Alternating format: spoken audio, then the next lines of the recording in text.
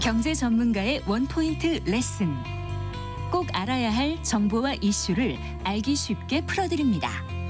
대한민국 경제 고수와 함께 투자의 맥을 짚는 KBS 1라디오 경제쇼. 진행의 성기영 아나운서입니다. 네, 관세 전쟁의 포화 속에 중국의 연례 정치 행사인 양회에 막이 올랐습니다. 미국 트럼프 대통령은 이 양회 개막일에 맞춰서 10% 플러스 10% 관세를 강행했는데요. 중국은 트럼프의 지지 기반인 농업계를 정조준해서 또 맞불 관세를 매기겠다고 나섰습니다.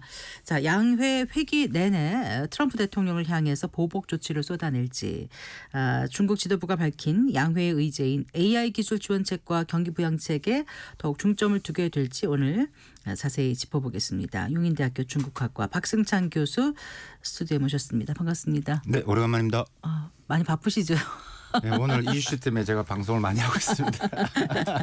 네, 그래요. 중국의 연례 이제 정치 행사인 양회가 시작됐습니다. 네. 많은 분들이 이제 좀 익숙하시겠지만 그러니까요. 그래도 또 양회가 어떤 것인지, 어떤 의미를 갖는 것인지, 어떻게 진행되는지 간략하게 좀 개괄을 좀 소개해 주세요.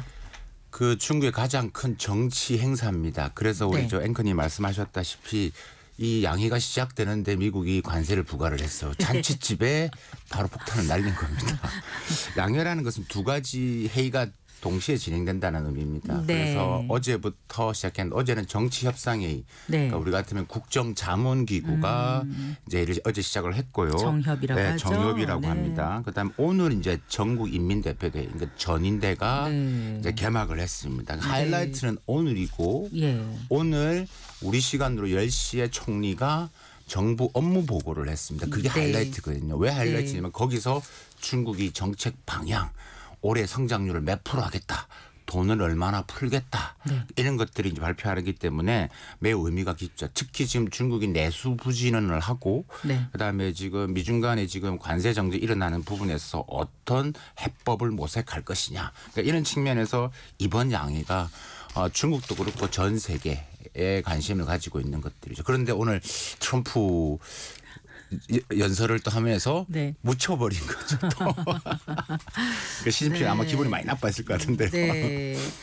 이제 양회 열리기 전부터 어떤 것들이 나올 거다 이제 시장에 기대가 있었고 예측이 있지 않았습니까? 네. 그거대로 나온 건가요? 어떻습니까? 하나씩 좀 살펴볼까요, 교수님? 네. 일단은 뭐 오늘 지금 발표된 내용을 간단히 좀 브리핑을 좀 해드릴까요? 네. 네. 제가 한 1시간 정도 리창 총리가 업무 보고를 했습니다. 네.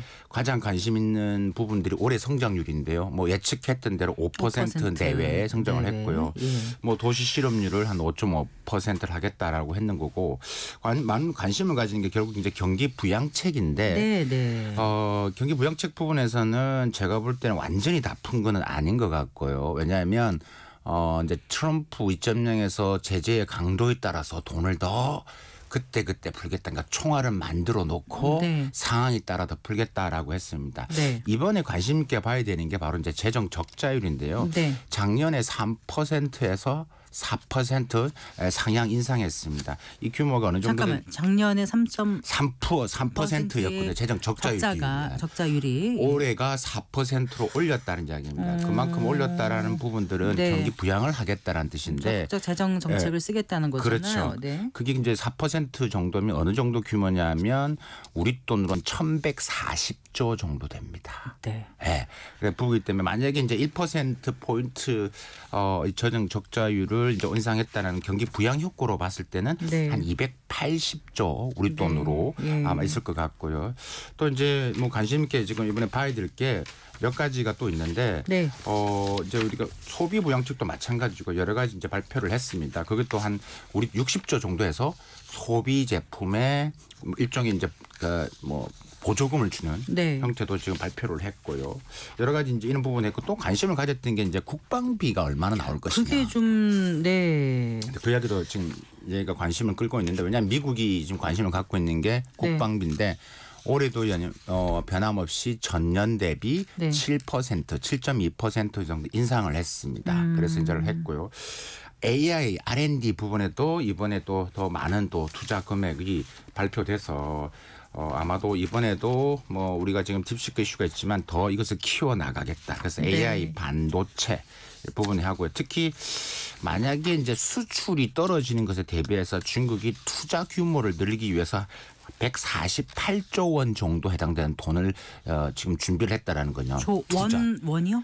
우리 돈으로. 제가 네. 가능한 이제 원화로 말씀을 드립니다. 148조 원. 지금 돈 액수가 워낙 그러니까 크다 보니까. 네네. 네. 그래서 이제 그 정도 규모를 해서 이제 중국의 이제 투자 부분들. 그러니까 이제 올해 성장률의 방향은 네. 미국이 제재를 하니까 순수 수출은 조금 떨어진 것 대비해서 소비와 투자를 가지고 5%를 방어를 하겠다라고 이제 보시면 될 것 같고요. 네. AI 반도체 여전히 키우겠다. 네.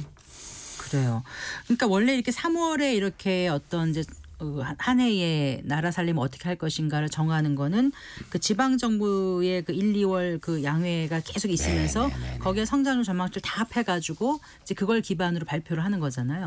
그 그렇잖아요? 31개 성시, 예. 직할시가 올렸던 그러니까 올해 성장률 몇 % 하겠습니다 해서 그 평균치, 네. 그 평균치가 계산을 해보니까 올해 5.26 나왔습니다.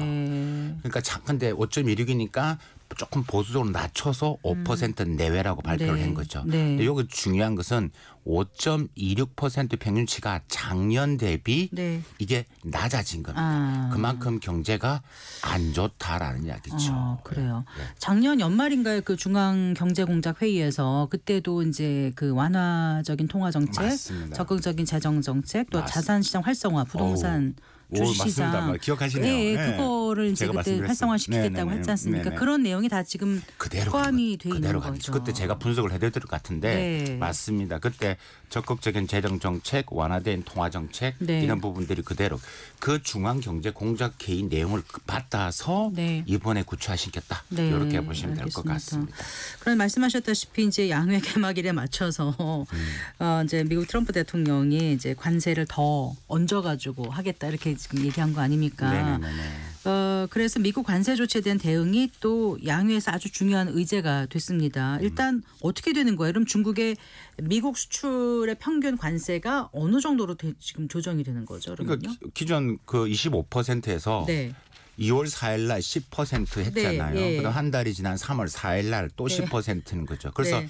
좀 발음하기 힘들지. 그다음 10 플러스 10 이렇게 얘기를 10 하는데 플러스 10. 네. 그러니까 이제 관세를 또 했죠. 부과를 했죠. 그러니까 기본 45%인가요? 그러면요. 평균? 근데 모든 품목이 그런 건 아니잖아요. 그렇죠. 그런 네. 부분은 아닌데 어쨌든 뭐 품목에 대한 부분들이 더 다르긴 한데 뭐 이게 지금 뭐 바로 나오자마자 중국도 이제 바로 뭐 상무부나 외교부에서 바로 대응 조치의 이야기를 했었죠. 네. 중국은 국무원 관세세칙위원회라고 합니까? 네네네네. 네. 그럼 거기서 그 이제 그 미국에 대응해서 어느 정도로 지금 우리도 관세를 올리겠다 이렇게 얘기를 한 거예요. 이번에 그러니까 지금 지난 2월 4일 날도 발표하고 미국이 10% 제재한다 했을 때 바로 대응을 했고요. 네. 이번에 또 하고 나서 이제 중국이 이제 그게 대응 조치로 발표를 했는데 지금 미국에서 지금 가장 많이 수입돼 들어오는 농수산물, 네. 식품, 뭐 돼지고기, 뭐 수수, 옥수수 뭐 이런 부분인데 이게 이제 네. 10에서 15% 정도. 네. 이 품목 수도 뭐 10%는 뭐 한 700품목 뭐 한 29개 총 한 700개가 넘는 품목에서 했고요. 네. 미국 방산 기업에 대해서도 블랙리스트 맞아요. 올렸고요. 네. 그래서 했는데 약간 한 열흘 정도의 유예 기간은 약간 있습니다. 그래서 이게 하려는 10일부터 네, 한다 그러는 10일부터 거죠. 맞습니다. 그럼 그 전에 선적돼서 4월 중순까지 맞습니다. 수입되는 거는 그 그건 관세 인상 적용 안 하는 거고. 안 한다라고 보시면 될 것 같고요. 네. 그래서 뭐 근데 대응 조치에 대해서 말이 많습니다. 이게 왜냐하면 말이 많다는 건 무슨 말씀이세요? 이렇게 보면 트럼프 그럼 이게 많은 보도가 뭐냐면 트럼프의 지지가 높은 농수산물 농민들인데 이게 되면 중간 선거에 영향을 주지 않겠느냐. 그래서 트럼프한테 타격이 될 거다라고 이제 분석을 하는데. 그러니까 트럼프의 그 공화당 맞습니다. 지지세가 맞습니다. 있는 뭐 텍사스, 맞습니다. 아이오와 네, 캔자스가 이제 맞아요. 농업을 많이 하는 데니까. 예. 근데 트럼프도 이제 중국이 이렇게 미국산 농산물에 중국이 대응할까 관세를 부과할 거를 알고 있었다는 거죠. 이게 무슨 말이냐면 이미 중국은 미국산 농산물 수입에 대한 양은 계속 줄어들고 있었습니다. 2018년도부터. 근데 흥미로운 것은 미국산 농산물 특히 대두 같은 게 네. 중국은 줄어드는데 네. 태국, 베트남은 전년 대비 늘어나고 60%, 90% 늘어나고 있다. 예. 그러니까 어떻게 해석을 하냐면 이게 중국의 이게 수입상들이 예. 이게 아시안을 통해서 태국이나 베트남을 통해서 수입을 하고 이걸 다시 가져오는 형태. 그러니까 이제 트럼프 입장에서 그렇게 때려? 예, 우리 농가들 수출하는데 큰 영향이 없어? 이렇게 보고 있는 것들이죠. 그래서 이제 데이터 부분도 있어서 이제 이런 부분에 있어서 이번에 중국의 대응 조치가 미국에 큰 타격을 주지는 않아 보인다. 저는 개인적으로 이렇게 보고 있는 것들이죠. 특히 농산물 부분에서. 네, 그렇군요. 그런데 이제 트럼프 대통령은 이제 대중 관세를 뭐 60%까지 높일 거라고 얘기한 바 있지 않습니까? 네, 네. 이게 과연 어느 정도 실현 가능성이 있는 건지. 네. 그리고 이제 처음에 트럼프 대통령이 취임하자마자인가요? 취임 직전인가요? 그 시진핑 주석과 뭐 통화하지 않았나요? 네. 제가 정확히 기억은 안 나는데 그래서 이제 통상 문제를 앞으로 만남이라든가 통화를 통해서 뭐 해결하겠다 이런 뜻을 넌지시 내비쳤던 것 같은데 그 이후에 가시적으로 뭐가 하나도 나온 건 없어요. 왜 그렇다고 보세요? 일단은 그러니까 미국이나 중국이나 서로의 패를 다 읽고 있고요.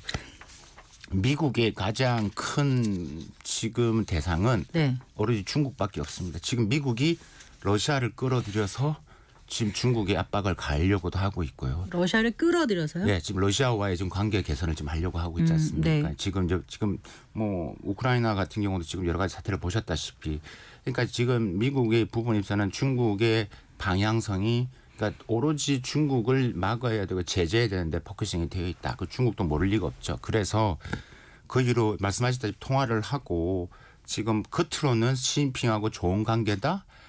트럼프 대통령이 그 기자 인터뷰를 했는데 기자가 어떤 질문을 했냐면 만약에 중국이 대만을 침공하면 어떻게 하시겠습니까? 그러니까 뭐라고 했냐면 노코멘트 하겠습니다. 저랑 시진핑은 친합니다. 그런데 또 때립니다. 예. 그러니까 결론적으로 말씀드리면 지금 보고 있는 관세 정정은 이제 시작에 불과하다. 본 게임은 아직 시작도 안 했다. 그래요. 예, 그래서 일단 그 거기까지 다 지금 논의를 하긴 좀 어려울 것 같고요. 그 이번 양회에서 일단 그러면 미국 행정부를 향한 관세라든가 통상 관련한 메시지가 더 나오진 않을 거라고 보시는 거라는 거죠. 그렇죠. 네. 이번 양회에서도 미국을 딱 집어서 이야기하지 않았습니다. 네. 대외의 불확실성이 강하다. 보호주의가 뭐 심각해지고 있다. 이번 양회 내용을 네. 제가 1시간 들었는데 칼 끝은 그 내용의 핵심은 다 미국이 가 있는 건 다 쓰는 것 같습니다. 근데 구체적으로 표현은 안 했습니다만 네. 누구나 안다는 거죠. 겁니다. 중국님 교수님 전부 다 중국어로 들으시나요? 네, 맞습니다. 그래서 오늘 이동하면서도 계속 그 1시간 동안 들었습니다. 어쨌건 AI 기술 패권 경쟁에 아주 힘을 많이 쏟지 않겠습니까? 네.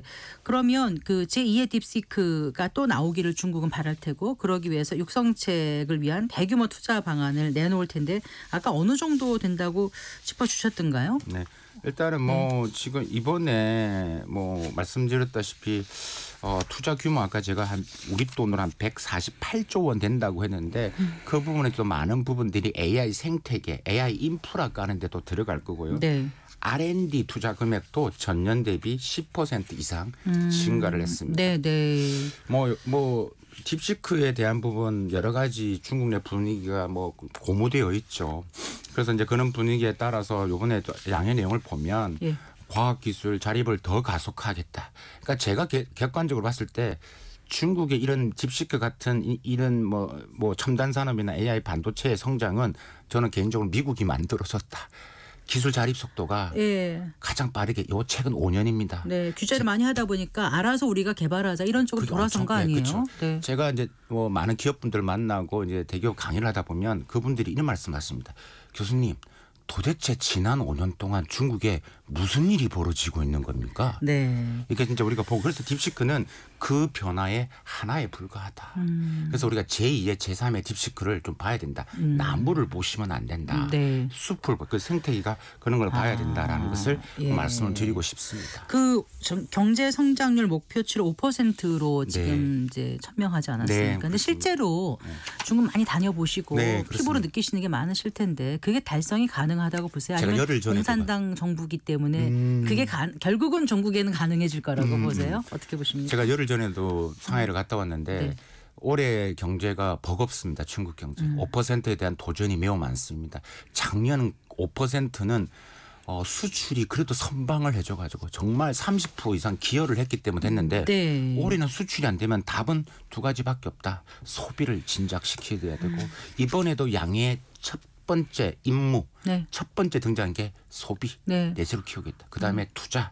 말씀드리면 5%를 결국은 만들어낼 겁니다. 왜냐하면 네. 투자라는 게 있기 때문에 아까 네. 말씀했다시피 그러니까 결국은 그것을 만들기 위해서 돈을 풀어서 이제 투자. 근데 그 투자가 과거처럼 뭐 그냥 우리가 인프라스트럭처 뭐 고속도로, 철도 이런 것도 있겠지만 네. 우리가 말하는 신형 인프라, 5G, 네. 뭐 기지국, 네. AI 센터, 아하. 빅데이터 센터 네. 이런 식으로 많이 변화될 겁니다. 그걸 지으면 그걸 앞당기고 줄 수도 있거든요. 그게 이제 아까 말한 사회주의 특징이기 때문에 네. 전 5% 내외이기 때문에 4% 후반은 충분히 갈 수 있다라고 보는 것들이죠. 근데 과거에 그 중국의 경기 부양책 보면 좀 일시적인 효과로 끝난 경우도 많다 이런 지적도 있었고요.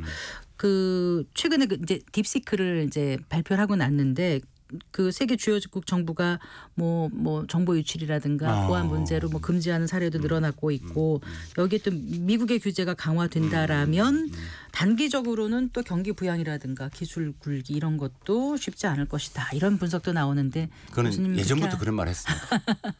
네. 예전에 바이든 행정부 있을 때부터 규제한다고 했지만 결국 규제하니까 중국은 더 발전을 했던 것들이죠. 그래서 근데 이번에 트럼프 2.0은 조금은 다를 것 같긴 합니다.